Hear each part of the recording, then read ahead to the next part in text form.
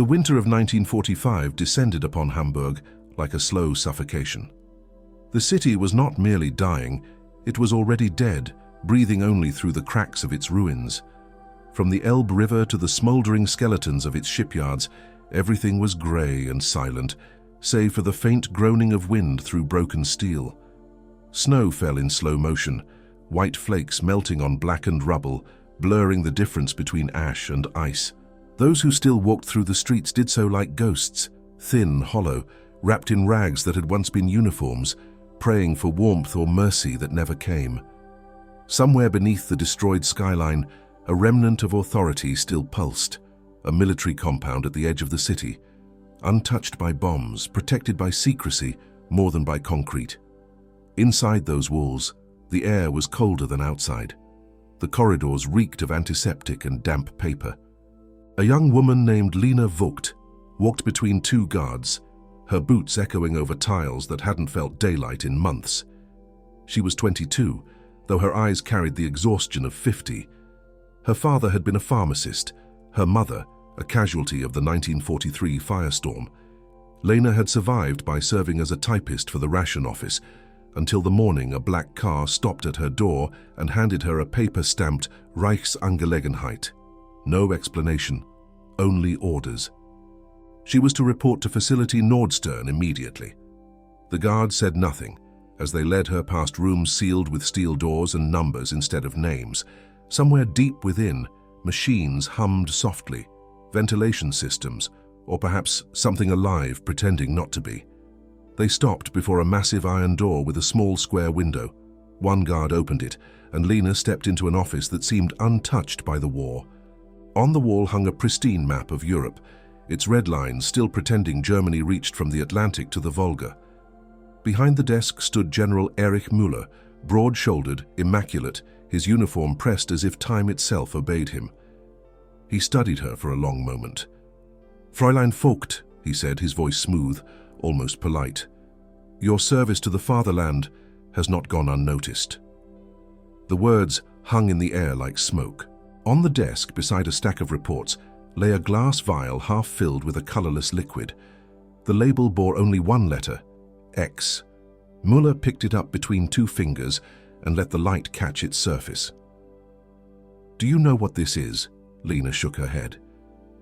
"It is the future," he said softly. "A compound meant to purify pain, to strip fear from soldiers, to cleanse weakness from the human condition." His gaze sharpened. "And yet, we need certainty. Science requires proof. You, Fräulein Vogt, have been selected for a contribution." The word contribution slipped into her stomach like a knife. She tried to speak, but her throat tightened. The general gestured toward the window behind him. Through the frosted glass, she could faintly see men in white coats preparing something in the adjoining room. Tables, straps, a row of small metal canisters lined like coffins waiting for names. Outside, artillery thundered faintly in the distance. The Allied front was moving north closer every day. But here, in this sealed corner of the Reich, the war seemed frozen, preserved in the sterile ritual of experimentation. Müller turned his back to her and began to write something in a ledger. "You may consider this a form of service," he said. "The fatherland demands sacrifice from all of us. Some die in the field, others give their flesh to knowledge." The silence that followed was unbearable. Only the ticking of a clock remained, each second louder than the last. Lena looked at her reflection in a metal cabinet, pale, trembling, eyes wide with disbelief. She realized then that her fate had already been written long before she walked through that door. She was dismissed and escorted to a barracks on the edge of the compound. The room was small, windowless, lit by a single bulb that flickered whenever the wind outside shifted. The bed was clean, too clean. On the table lay a folded grey uniform with no insignia and a numbered tag. She was not a soldier, not a civilian, something in between, something nameless. Through the walls, she could hear distant noises, coughing, footsteps, and once, she thought, a scream quickly silenced. That night, Lena dreamt of her father's pharmacy, the smell of herbs, the sound of glass bottles clinking. She saw his hands mixing a tonic, whispering about balance, about healing. Then the dream twisted. The shelves melted, the bottles broke, and the tonic turned black, thick, bubbling. She woke with a start to the sound of boots in the corridor. The next morning, Müller himself arrived. His presence filled the room. "Do you know why you are here?" he asked. She shook her head again. "Because you represent purity," he said, smiling faintly. "No foreign blood, no corruption. Ideal conditions for control tests." He stepped closer, the smell of tobacco and leather heavy around him. "You have two paths, Fräulein Vogt. You can assist willingly and be remembered as a patriot, or you can resist and be used without record." Her silence was answer enough. Later that day, she was led outside into the open air for the first time. Snow blanketed the compound like a shroud. Columns of soldiers marched in silence, their faces grey, their boots cutting through slush and ash. Overhead, the faint hum of Allied bombers could be heard, but no one looked up anymore. Death from above had become as ordinary as breath. In the distance, Lena saw the old university building converted into laboratories. Its Gothic windows were boarded shut, its doors guarded by men with the emblem of the chemical division stitched onto their sleeves. One of the guards muttered as they passed, "The Red Cross will never know what's buried here." By the time dusk fell, the city had turned into a theater of silhouettes. Fires glowed faintly beyond the river. The air smelled of smoke and salt. Inside her barrack, Lena pressed her hand against the wall, feeling the faint vibration of generators humming beneath the floor. Somewhere below, deep in the underground halls, she could almost hear the whisper of gas valves, the click of glass, the quiet, deliberate movements of men preparing for something they no longer expected to win. The war was ending for the world outside, but for her, it was just beginning. As she lay awake, staring at the flickering bulb above her, one thought refused to fade. In the ruins of a dying empire, her body was being counted among the final weapons of the Reich. Not bullets, not bombs. Flesh, pressed into service, measured, tested, and erased. And as the night deepened over Hamburg, the last snow of the war fell soundlessly over graves and laboratories alike, burying the living and the dead in the same indifferent white. The following days dissolved into a blur of fluorescent light and cold metal. Time no longer obeyed the rules of the outside world. It pulsed here in a slow, mechanical rhythm, dictated by the turning of locks and the echo of boots on concrete. Lena Vogt had ceased to think of the surface. The city above, the ruins of Hamburg, seemed like a dream she had once had, a place that existed only in stories told by the wind through the air vents. Down here there was no sky, no morning, no horizon, only the ceaseless hum of generators and the sterile heartbeat of machines that kept the Nordstern facility alive while everything else in Germany was dying. She had become a number, 47L, and with that number came invisibility. She ate when they allowed her to, slept when they turned off the lights, and spoke to no one but the nurse who delivered her food in silence. Her body began to adjust to the numbness, her mind dissolving into fragments of half-remembered songs and prayers that meant nothing anymore. Yet beneath the stillness, fear gnawed quietly, like a rat trapped inside her chest. She could feel that something was approaching, something that had already chosen her. One afternoon she was summoned again. 2 soldiers appeared at her door, expressionless, and led her through the same corridor. But this time she noticed things she hadn't before. The faint marks of fingernails on the wall, the smell of disinfectant mixed with iron, the sound of a door slamming far below. When they reached the general's office, the guard stopped. One of them whispered something in German she didn't understand, a fragment about privilegierte Behandlung, privileged treatment. Then they left her alone. Inside, General Erich Müller sat by the window, though there was nothing to see beyond the frost. His desk was clean, almost obsessively so. On it lay a file bound in red twine and a bottle of French wine, half full. The contrast was obscene, the luxury of occupation amid starvation. He gestured for her to sit. "Fräulein Vogt," he said softly, "you've adapted remarkably well. Discipline. That is rare these days." Lena's voice was faint when she replied, "I had no choice." He smiled, pouring himself a glass. "Choice," he murmured, tasting the word like wine. That is precisely what I want to discuss. He handed her the file. Inside were papers stamped Erlösung, Phase 2. Typed in black ink were details she could barely comprehend. Dosages, chemical formulas, anatomical sketches. On one page, a list of subjects, each crossed out in red, except one. 47L. Anomaly. Survived initial exposure. She froze. This is about me? About what you represent, Müller corrected. You endured a concentration that should have killed you within minutes. That makes you significant and valuable. He leaned forward, his face half in shadow. But science is never without risk. The next phase will require greater involvement. It would be easier, for both of us, if we approached it as an arrangement, rather than an order. Lena stared at him, not understanding at first. Then she saw how he looked at her, not as a patient, not even as a subject, but as a possession. His eyes were cold, but the hunger beneath them was human, almost pathetic. An arrangement? She asked slowly. You could be transferred to my private quarters, he continued, his tone calm, administrative. Better food, warmth, safety. You would assist me personally, not as a test subject, but as an assistant, a confidant. You would be protected from further exposure. And if I refuse? He didn't raise his voice. Then the experiment continues as planned, without anesthesia this time. You would be documented, of course, as a martyr for science. The silence that followed was suffocating. Lena could hear the ticking of the clock, the soft hiss of the radiator. She understood now, this was not a choice. It was the illusion of one, the same as the illusions that had carried the Reich into madness, purity, sacrifice, obedience. He was offering her survival disguised as privilege, and behind it lurked something far worse than death.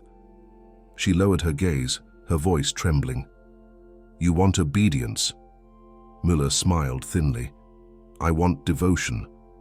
The fatherland may be dying, but those who remain faithful will build the new world. He stood circling behind her. She could feel his presence, the smell of tobacco and starch, the soft click of his boots. Do you understand what it means to be chosen, Fräulein Vogt? Her heart pounded so violently, she thought he might hear it. Yes, she whispered. I understand. That evening she was taken to another section of the compound, a wing reserved for officers. The corridors were warmer, the walls painted in cream instead of grey. The luxury felt obscene. In her new quarters, a bed waited. Real sheets, clean water, even a small mirror. On the desk lay a notebook with her number written on the cover. A single sentence was inscribed inside in the general's hand. Obedience is the highest form of freedom. For days afterward she played her role. She assisted with notes, prepared instruments, and answered when spoken to. Müller treated her with a kind of restrained politeness, as if she were both a student and an experiment. Sometimes he spoke of the future, of a post-war Germany rebuilt on scientific order. He seemed to believe utterly in his own delusion, that the chaos outside could be burned away and remade through reason and discipline. Yet beneath the control, she sensed something unraveling in him, a fatigue that made his hands shake when he lit a cigarette, a silence that lasted too long between words. One night, after hours of transcription, he poured her a glass of wine. Do you believe in redemption, Lena? He asked. She hesitated. I used to. He looked at her intently. So you survived the gas. That cannot be coincidence. You may be proof that sacrifice purifies. Perhaps you are what this nation was searching for all along, the body that endures. She forced herself to meet his gaze. Or maybe it was all a mistake. He smiled faintly, almost sadly. In war, mistakes and miracles are the same thing. That night, when she returned to her room, she found a key left on the table. No explanation. Just a small brass key, polished, waiting. She didn't know what it opened. Perhaps a drawer, perhaps a door. But she kept it hidden, knowing instinctively it was not a gift. It was a test. Days turned into weeks. Outside, the distant thunder of Allied artillery grew louder. The soldiers in the compound whispered nervously. Files were being burned in the courtyards. Müller grew more erratic, pacing, muttering to himself about deadlines and betrayal. The serum, Erlösung X, was unstable. The scientists whispered that it had turned on several test subjects, destroying their lungs from within, yet Müller insisted it could still save the Reich. "One perfect dose," he said, "and the human body becomes eternal." Lena watched him spiral, torn between madness and faith. And in the quiet hours, when the lights dimmed and the compound fell into its artificial night, she would press the key between her fingers and imagine escape. But every time she thought of running, she remembered the other women she had seen dragged through those corridors, and the ones who never came back. Her dreams became fevered visions, white rooms filled with fog, her reflection dissolving into smoke, Müller's voice whispering from nowhere, "Obedience, Lena, that is how we survive." Then one evening, the air raid sirens wailed above ground. Dust fell from the ceiling. The ground shook. In the confusion, Lena slipped from her quarters, clutching the key. She moved through the dim corridors like a shadow, guided by instinct rather than plan. At the far end of a maintenance hallway, she found a locked door marked Archivraum, archive room. The key fit perfectly. Inside were shelves of files, photographs, and vials sealed in wax. On one table lay a ledger open to a page marked Test Results, Subject 47L. Beneath her number was a single sentence: Survived exposure. Chemical integration incomplete. Further experimentation scheduled. Her stomach turned to stone. She realized then that Müller's proposition was not mercy. It was delay. He hadn't spared her. He was keeping her alive long enough to finish his work. When the explosion stopped and silence returned, she closed the file and stared at the flickering bulb above. Somewhere in the compound, Müller was preparing the next phase, unaware that she now knew everything. And for the first time since she had arrived, Lena felt something she hadn't felt in months. Not hope, not courage, but anger. The snow might still fall over Hamburg. The empire might still pretend to breathe through its ruins. But beneath the earth, a quiet defiance had begun to take shape. Fragile, invisible, and burning. The day of the experiment arrived with a silence that felt almost ceremonial. There were no alarms, no orders barked through corridors, no sound of boots against the floor. Only a low vibration beneath the concrete, as if the entire facility were holding its breath. Lena awoke before dawn. The bulb above her flickered faintly, painting her skin in pale, sickly light. She had not slept. All night she had listened to the distant hum of generators, the whispers of nurses passing by her door, the metallic clang of preparation. She knew this day would come. She had simply stopped pretending to be surprised by it. 2 soldiers came for her at 6. They did not speak. Their faces were drained of humanity, reduced to uniform and function. They led her through the central corridor, now colder than ever, until the faint smell of chemicals filled the air, sweet, acrid and heavy, like fruit rotting in metal. She could feel her throat tighten as they descended into the lower levels, the forbidden floors of the Nordstern facility, where the real work was done. The walls were damp. Drops of condensation gathered and slid down like sweat. The deeper they went, the more her pulse slowed, as if her body itself were preparing for death. When the door opened, the light blinded her. A laboratory stretched before her, vast, immaculate, and horrifyingly quiet. The walls were lined with metal tables, each covered in surgical instruments and sealed jars containing things she did not want to recognize. The floor gleamed, polished so clean it reflected her distorted silhouette. At the far end of the room, behind a thick glass panel, stood General Erich Müller, flanked by 2 men in white coats. He was dressed not in uniform today, but in a simple dark suit, as if this were not an execution, but a presentation. "Bring the subject forward," he said. His voice carried through the intercom, calm, measured, practiced. The guard strapped her to a metal chair bolted to the floor. Leather restraints bit into her wrists and ankles. She tried to speak, but her voice was swallowed by the hum of the ventilation. A doctor approached, younger than the rest, his eyes hollow, and inserted a needle into her arm. The coldness spread instantly, crawling through her veins like frost. "For observation purposes," he murmured, not meeting her eyes. Behind the glass, Müller gestured to an assistant. A lever was pulled. A soft hiss filled the room. Lena inhaled instinctively and tasted death. The air changed texture. It grew dense, metallic, almost oily. The world blurred. A pressure built behind her eyes, then in her chest, then everywhere. The hiss became a hum, then a roar, then silence again. The skin on her arms prickled as if insects crawled beneath it. Her heartbeat slowed to a strange mechanical rhythm. She tried to scream, but her throat was dry. No sound emerged. The last thing she saw before darkness was Miller watching her through the glass, his face serene, unblinking, like a man observing a sunrise. She did not die. When she awoke, the world was colorless. The ceiling above her pulsed faintly, like the inside of a living creature. She could feel every beat of her heart, not inside her chest, but everywhere, diffused through her skin. Her breathing was shallow, controlled, almost not her own. Tubes ran from her veins into glass cylinders, filled with translucent fluid. A nurse was taking notes beside her bed. When she noticed Lena's eyes open, she startled, then looked toward the observation window and nodded. Moments later, Müller entered. His expression was composed, but his eyes gleamed with something almost divine. "Remarkable," he said quietly. "You survived again." Lena could barely move her lips. "What did you do to me?"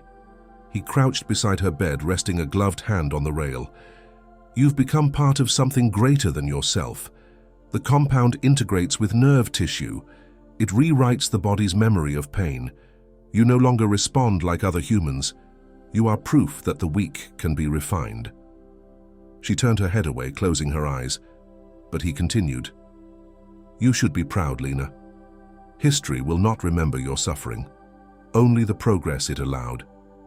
He rose and left, his boots echoing down the corridor. The nurse injected another clear liquid into her arm, and the world folded into a haze of white. Hours or days passed. She couldn't tell.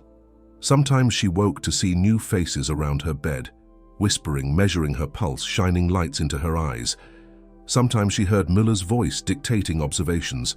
Subject 47, L demonstrates resistance to neurotoxic collapse. Muscular tremors stabilized. Oxygen retention. Then the voice would fade again. But something was changing inside her. The burning in her veins had transformed into a strange vibration, a steady current that never stopped. She could feel her body adapting, not healing, not breaking, but transforming.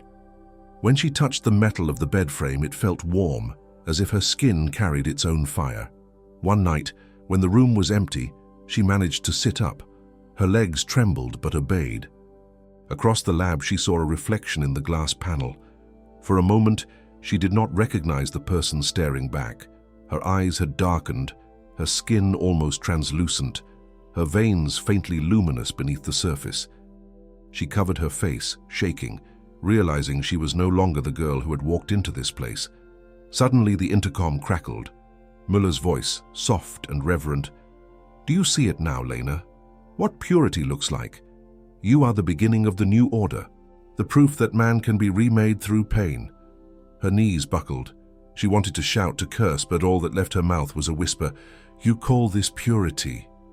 I call it death." The next morning, chaos erupted in the facility. Sirens wailed. Soldiers shouted orders.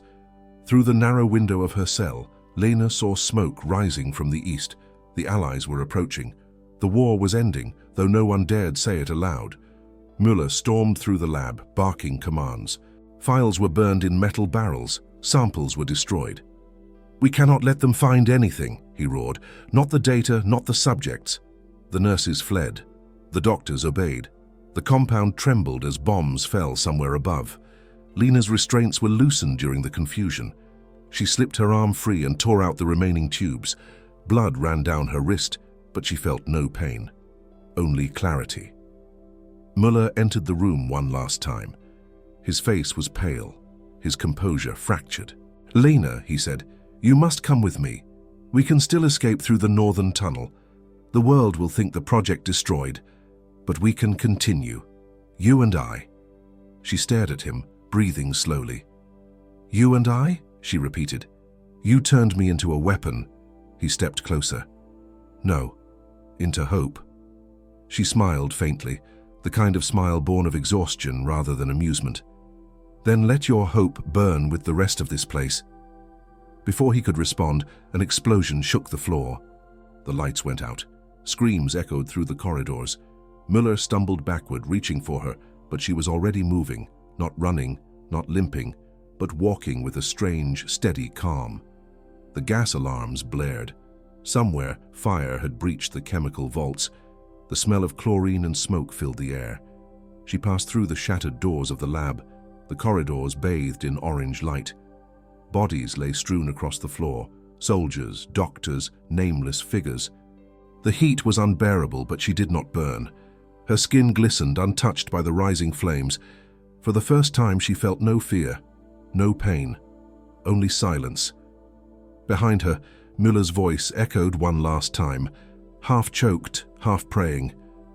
"Lena, wait. You don't understand what you are." But she didn't turn back. The ceiling collapsed. The compound roared like a dying animal, and somewhere beneath the ruins of Hamburg, the Erlösung project consumed itself. Fire meeting gas, flesh meeting history, purity meeting extinction. When the flames finally died, there was nothing left but ash and fragments of glass. Yet days later, when Allied troops searched the wreckage, they found something impossible. A single footprint burned into the concrete floor of the laboratory. No body, no trace of Müller. Only that mark, perfectly preserved, surrounded by melted steel. And though no one could explain it, every soldier who entered the ruins reported the same thing, the faint, lingering smell of metal and roses, and a feeling, brief but certain, that someone was still down there, breathing. When the inferno finally surrendered to ash, Hamburg became a city without pulse. The Nordstern facility was gone, reduced to a crater of twisted rebar and blackened earth. Smoke rose in thin white ribbons that dissolved into the pale sky, the way breath vanishes from a dying body. Allied troops entered cautiously, stepping over debris that still hissed from heat. The snow that fell that week turned grey before touching the ground, mixing with soot and the fine dust of human remains. The war was all but over, but here, beneath the ruins, something unspoken lingered, a silence so complete it seemed almost alive. The soldiers combed through the wreckage in shifts. They found scattered vials fused by heat, pieces of shattered glass bearing the faint outline of letters. Urlu, the rest obliterated. A charred nameplate reading Dr. Schneider lay beside a melted keyring. They discovered several corpses, some still strapped to gurneys, others unrecognizable. But one absence stood out. There was no trace of General Erich Müller, nor of Subject 47L. Only a single footprint impressed into the concrete floor, small, bare, and perfectly formed, surrounded by circles of melted steel. None of the men could explain it. One of them, a British corporal named Harris, later swore that when he touched the print, it was still warm. Word of the discovery reached London within days. Officially, the Allies described the site as a research hospital destroyed by retreating forces. Unofficially, intelligence officers were intrigued. The term Erlösung appeared repeatedly in partially recovered documents. Chemical analysis of residue samples showed traces of an unknown compound, neither gas nor solid, reactive but stable, capable of integrating with organic tissue. The scientists who examined it called it an anomaly. The military called it a threat. The public never heard about it at all. Lena Vogt, meanwhile, had become a ghost in the records. Reports from survivors in nearby villages told conflicting stories. Some claimed a woman, barefoot and burned, wandered from the north outskirts after the bombing, her hair white as ash, her eyes dark and unfocused. Others said she never spoke, only stared at the sky, as if listening for something that no longer existed. A local priest said she came to his church one evening, collapsed at the altar, and whispered a single word before vanishing again. Erlösung. Whether it was hallucination or miracle, no one could tell. But what the priest didn't report, what he only wrote later in his private diary, was that when he touched her shoulder, his fingers tingled with a coldness that spread under his skin and lingered for hours. The following morning, the church's candles would not stay lit. By summer, British occupation forces sealed off the remains of the facility. Trucks came at night, removing crates marked only with numbers. The locals said that a convoy left Hamburg headed toward Bremen, carrying what was left of the laboratory's research. From there, it disappeared into the fog of post-war bureaucracy, absorbed, classified, and renamed under new departments with English acronyms. The Americans had already begun their own scavenging, collecting German scientists like trophies under Operation Paperclip. The ones who had worked under Müller vanished quietly into laboratories across Europe and America, continuing their work under different flags. But Müller himself was never seen again. Officially, he was presumed dead. Killed in action, cause unknown. Yet rumors spread among the intelligence community that a man matching his description had been spotted in Lübeck days after the fall of Hamburg, boarding a cargo ship bound for Denmark. The British never found confirmation, only fragments of intercepted letters written in his hand. The formula survived, so did she. They will never understand what she is. As for Lena, her trail dissolved into myth. In 1946, a Red Cross doctor stationed in a refugee camp near Hanover recorded an incident involving a young woman exhibiting abnormal resilience. According to his notes, she had no papers, no scars, and no pulse that could be properly measured. Her blood was described as viscous, luminescent under direct light. She spoke little, and when asked her name, she said softly, "Lena," before collapsing into silence. The doctor's report was confiscated within days. He was reassigned to France. The British Intelligence Division opened a file titled Project Seraph, a code name chosen, perhaps ironically, for its meaning, angel, burning one. Their scientists studied what little remained of the compound and concluded it had properties consistent with a chemical agent capable of altering human physiology at the cellular level. But no one could replicate the results. Every attempt ended in failure or death. Whatever had been born in Hamburg had died there, or so they thought. Years passed. The ruins of the city were rebuilt. Streets rose over mass graves. Families returned, pretending that memory could be buried under concrete and commerce. Children played where the laboratory once stood, unaware that beneath their feet lay corridors filled with dust and bones. Occasionally, construction crews uncovered strange fragments, glass fused with bone, metal instruments warped into grotesque shapes. Each time, the findings were quietly removed by men in plain uniforms, and the earth was filled again. Yet some things could not be buried. The old priest who had seen the white-haired woman began to deteriorate. He complained of visions, walls breathing, shadows whispering in his sleep. In 1951, he was found dead in his quarters, his body perfectly preserved despite the summer heat. The coroner wrote, "No decomposition after 48 hours, skin cool to the touch, cause of death indeterminate." His diary disappeared from the archives. In London, rumors persisted that the Erlösung serum had not been destroyed, but divided. Small vials were said to have reached both British and American research agencies. Some even claimed the Soviets had obtained their own samples from a captured German scientist. What none of them knew was that one vial, perhaps the original, was missing. The one Müller kept in his private case the day of the explosion. Whether it burned with him or left Hamburg in his hands, no one could say. Decades later, the few who had worked on Project Seraph began to die suddenly, their names erased from public record. One researcher, before taking his own life, wrote a letter to his wife that read, "It's not a serum, it's memory itself. It doesn't cure, it remembers." In Hamburg, the locals began telling stories again. They spoke of a woman sometimes seen walking along the Elbe at night, pale, barefoot, wearing a tattered coat from another century. She never asked for food, never spoke, never aged. Children dared each other to follow her, but she always disappeared into fog. Some said she was a spirit. Others whispered that she was what remained of 47L, the experiment that refused to die.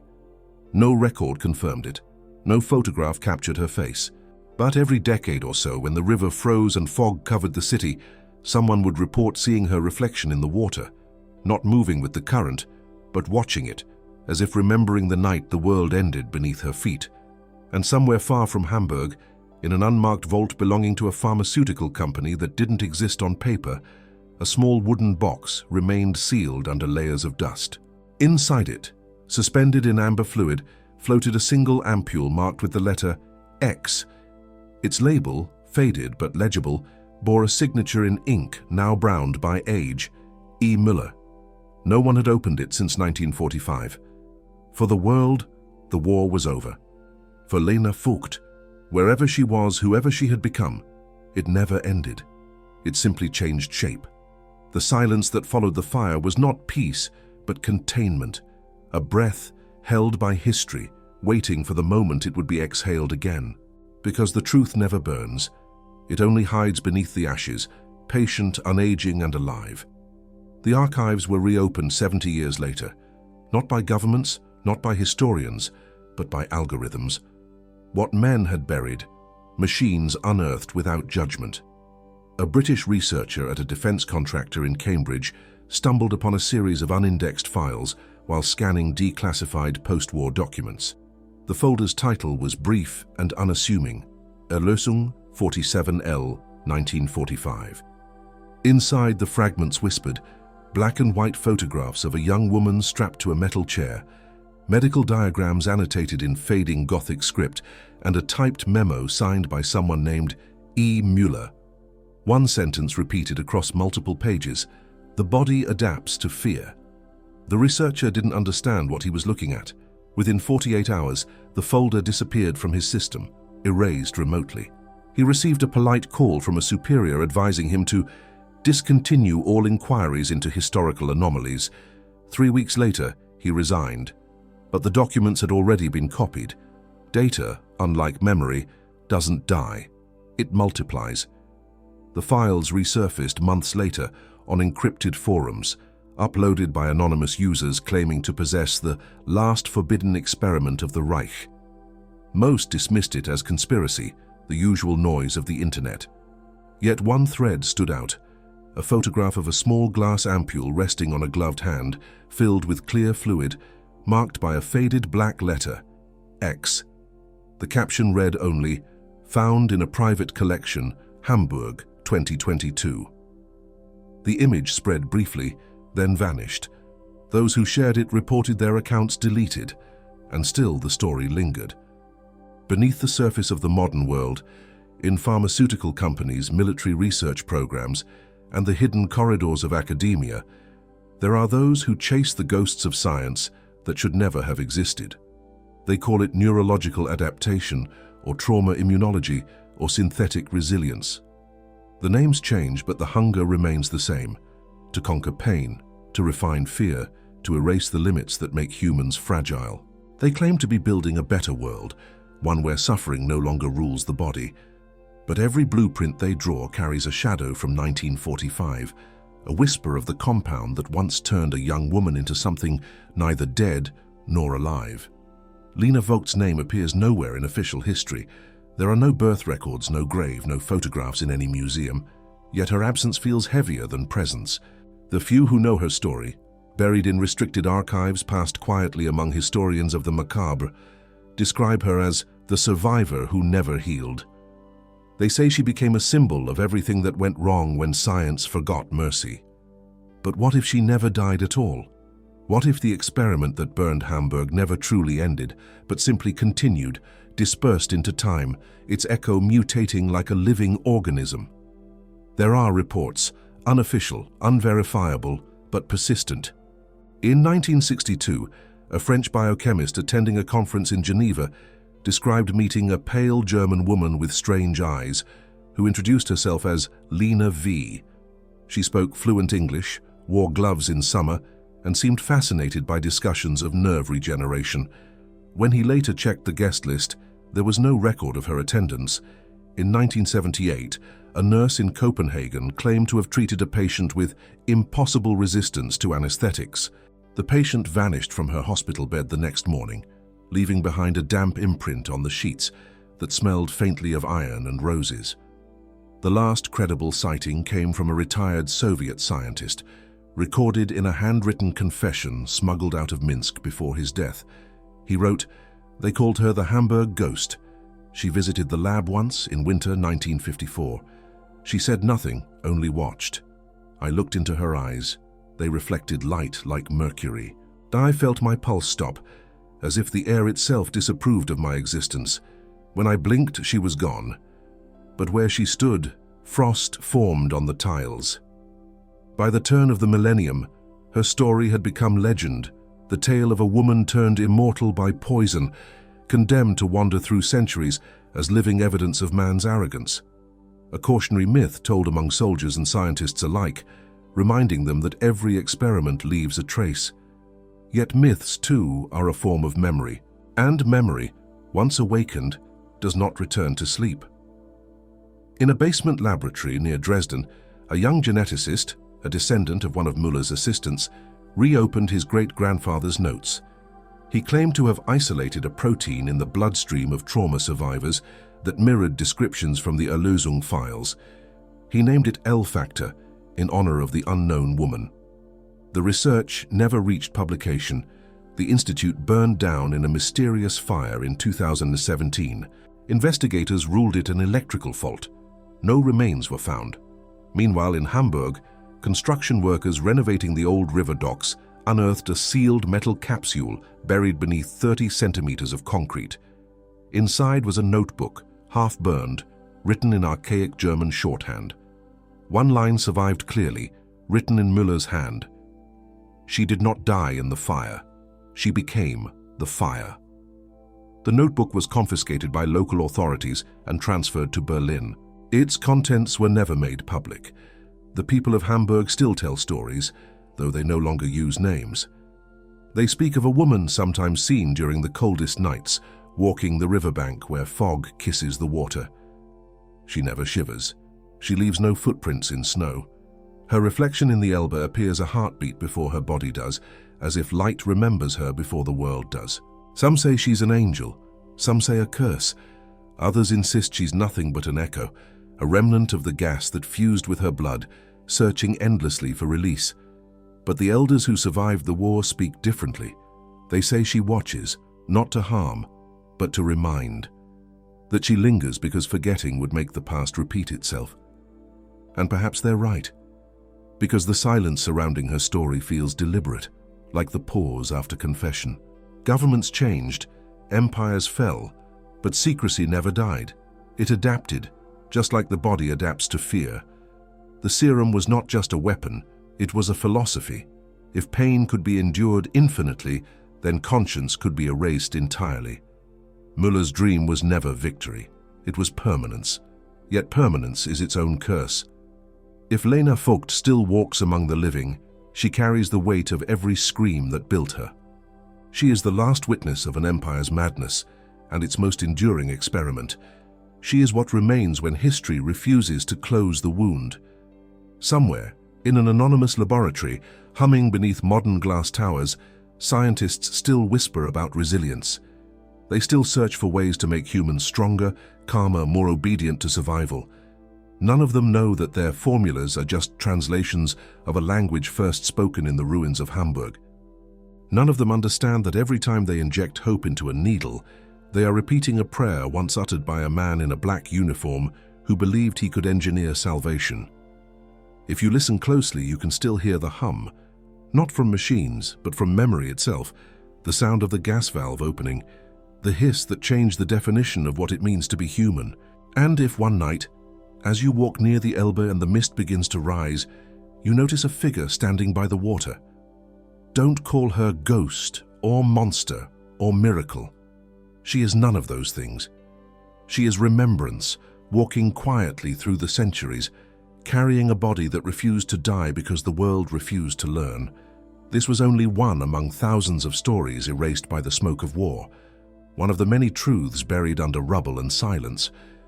If you wish for them not to vanish again, keep watching, keep remembering, and share this story, so that the name Lena Vogt, the woman who survived the fire, will never be erased from history.